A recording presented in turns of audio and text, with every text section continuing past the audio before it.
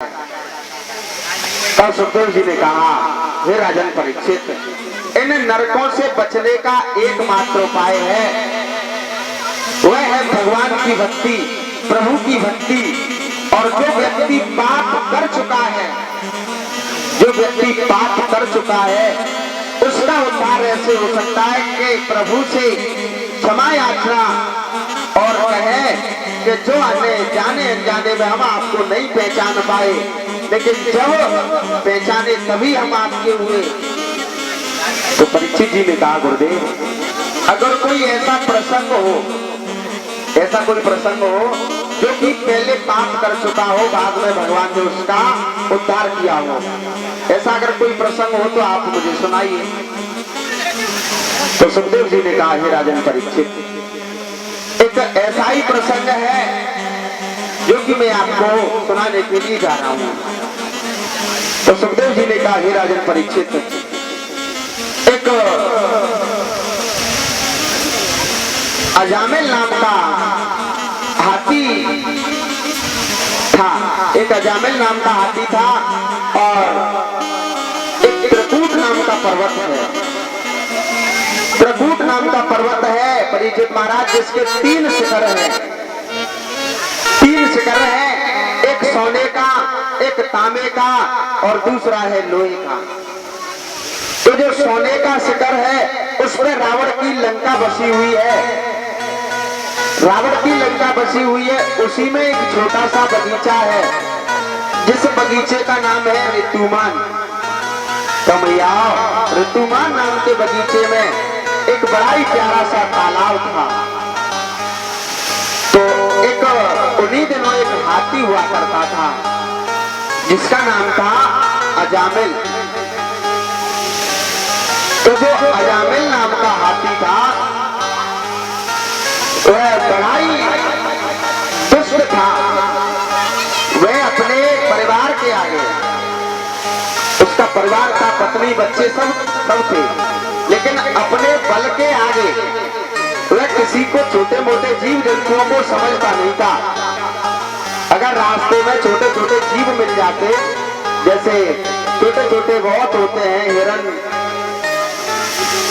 पशु पक्षी, रास्ते में रेंगने वाले कीड़े, तो उनका क्या करता था कि हाथी उनको अपने पैरों तले कुचल देता था। हाथी उन्हें अपने पैरों तले कुचल देता था। तो अब तो उस हाथी से सभी वन के जीव जंतु डरने लगे थे, डरने लगे थे उससे। अब तो जैसे ही पता चलता कि अजामिल आ रहा है, तो उस अजामिल के हाथी के रास्ते से सभी लोग हट जाते थे, उसे रास्ता खाली दे देते थे। वह अपने आगे किसी को नहीं समझता था, इतना अहंकार हो गया था उसे अपने बल पर, इतना अहंकार। तो भैया, एक दिन वह हाथी क्या करता है कि अपने परिवार, पत्नी, बच्चों के सहित और उसी ऋतुमान नाम के बगीचे में जाने लगा है। अब उस बगीचे में पहुंच करके क्या हुआ कि वहां पर वह हाथी का जो बच्चे थे छोटे छोटे और पत्नी, वह सभी जाकर के उस तालाब में नहाने लगे। अब उस तालाब में सभी मिलकर के नहाने लगे, तो अचानक से खेलते हुए हाथी भी उस तालाब में आ गया और सभी पूरा परिवार सहित उसमें नहाने लगे।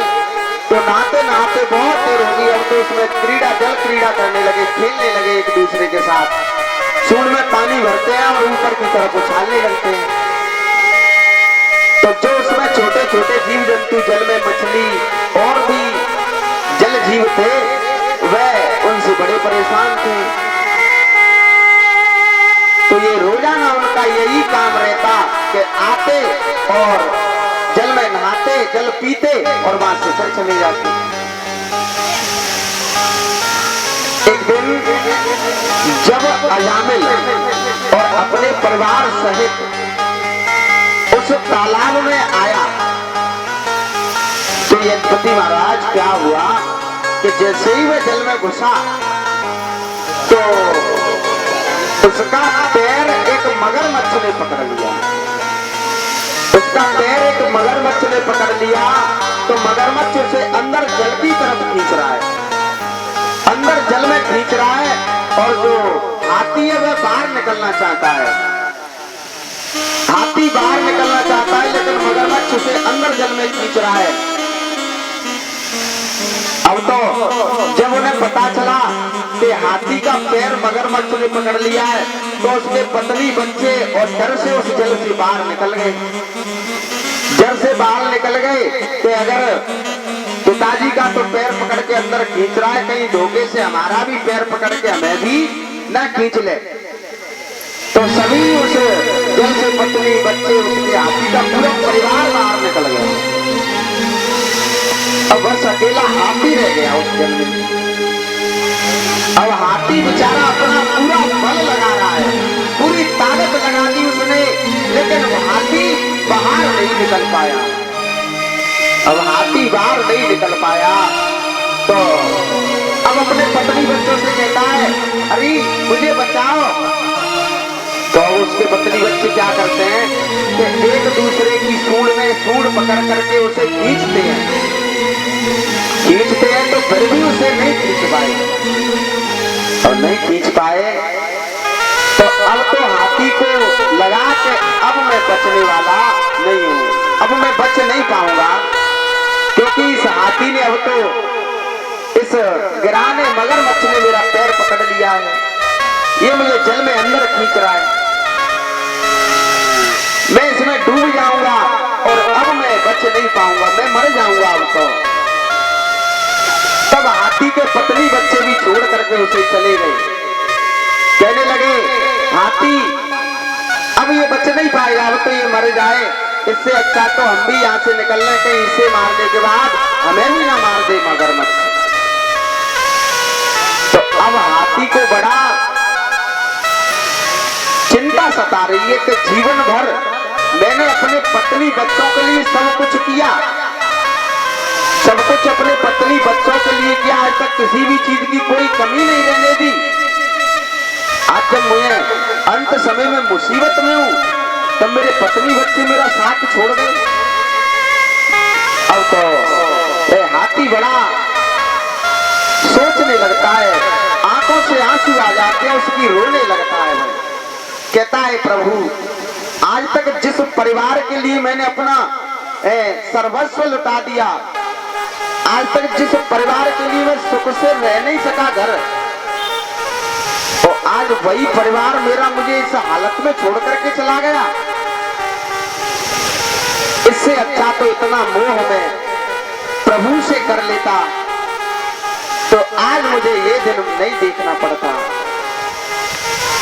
तो आज अंत समय है जब, तब हाथी प्रभु से हाथ जोड़ करके प्रार्थना कर रहा है, विनती कर रहा है, प्रभु आज तक मैंने आपको पहचान नहीं पाया, आज तक कभी मैंने आपका नाम नहीं लिया,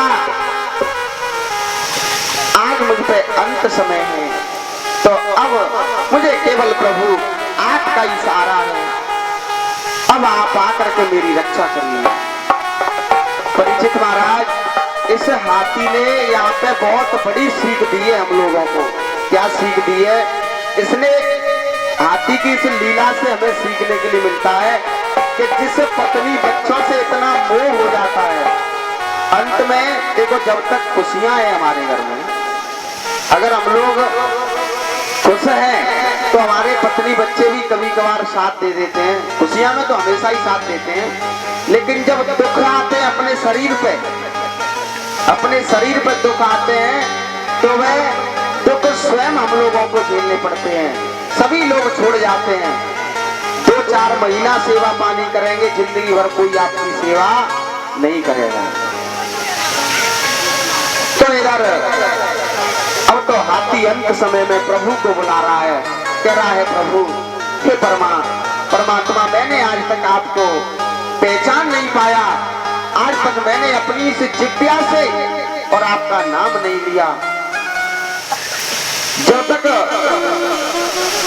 व्यक्ति पे दुख नहीं आते हैं, दुख नहीं आते हैं तब तक उसे पता ही नहीं चलता कि इस संसार में भगवान भी है। जब व्यक्ति पे दुख आते हैं तभी उसे भगवान की याद आती है, लेकिन जब तक खुशियां हैं तब भगवान को याद कोई नहीं करता है। लेकिन अगर व्यक्ति पे खुशियां हैं तो उसी खुशियों में अगर भगवान को भी याद कर ले कभी कभार तो ये दुख के दिन देखने को ही ना मिले। लेकिन जब व्यक्ति पे खुशियां आ जाती हैं तो भगवान को भूल ही जाते हैं, लेकिन जब दुख आते हैं तब हमारे बस जो करेंगे वह प्रभु जी करेंगे। दुख में कहते हैं कि जो करेंगे भगवान करेंगे, वही हमें इस मुसीबत से निकालेंगे। तुलसी बाबा एक बड़ी प्यारी चौपाई लिखते हैं यहाँ पे कि दुख में सुमिरन सब करें, कि दुख में सुमिरन सब करें और सुख में करे न कोई। जो सुख में सुमिरन करे दुख का कोई नहीं, सुख का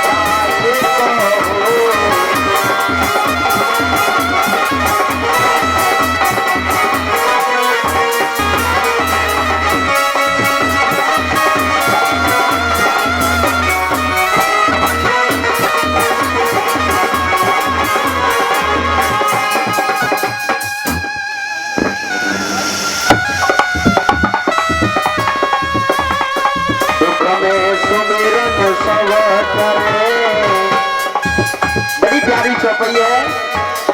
दुख में सुमिरन सब करे और सुख में करे न कोई।